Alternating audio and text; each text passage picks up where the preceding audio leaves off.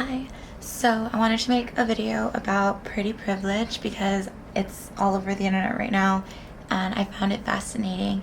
And I know what you're thinking, which is whether I'm pretty or not, as in whether I have the qualifications, the attractiveness to speak on pretty privilege. That's not what this is about. I noticed that a lot of girls who were talking about pretty privilege, they spoke about the average woman experience, the average woman's experience, which is being a woman and getting free stuff, which, attractiveness is in the eye of the beholder. So pretty privilege really is up to the beholder of the eye. Whoever's giving the privilege. Like let's say I go to a bar and I walk in and the bartender thinks I'm absolutely gorgeous. Well, he's going to give me free drinks. If I go to another bar and the bartender, doesn't think that, he's probably not going to be inclined to give me free drinks, but that doesn't mean I'm pretty or ugly. Like this, I could go to both bars in one night. And yes, I understand the chances, like more chances of getting, in this instance, free drinks, rather whether or not you're attractive or not. It probably means you're more attractive if you get the free drinks. And I don't really know what ugly privilege is. I was kind of lost on that, but it's probably what it sounds like. And then they were saying how people are intimidated by attractive people because they are attractive, and that is pretty privilege, which I feel is so wrong. It could very well just be your behaviors, your mannerisms, your face, your tone of voice, what you're saying, anything. Pretty privilege is subjective, I feel. Ugly privilege is subjective. Oh, I guess maybe ugly privilege is like when someone feels bad for you because you're so ugly, so that isn't even, like, who comes up with this stuff? Beauty is subjective.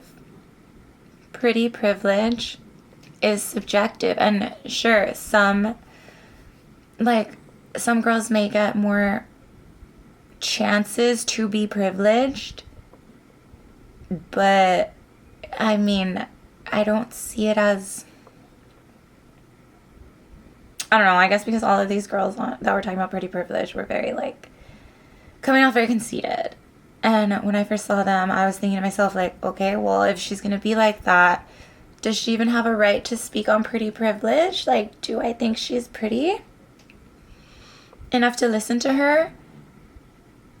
But I think what made them not pretty was them, kind of showing off, kind of saying that they're, oh, I'm so pretty, and this happens, this is pretty privilege, I don't know what.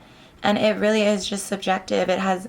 It's nothing you earned. It's nothing about your attractiveness. It's subjective to the person who you want to get privileged from, whatever that privilege may be to you. Free drinks, money, cars, and horseshoes, I don't know, Lucky Charms, whatever you want.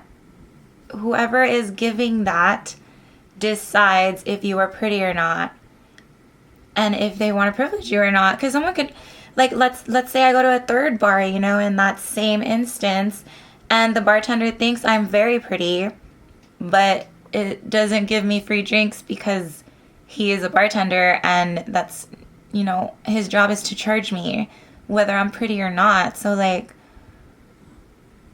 I just found it all blasphemy, and I wanted to comment on it because I feel beauty is subjective.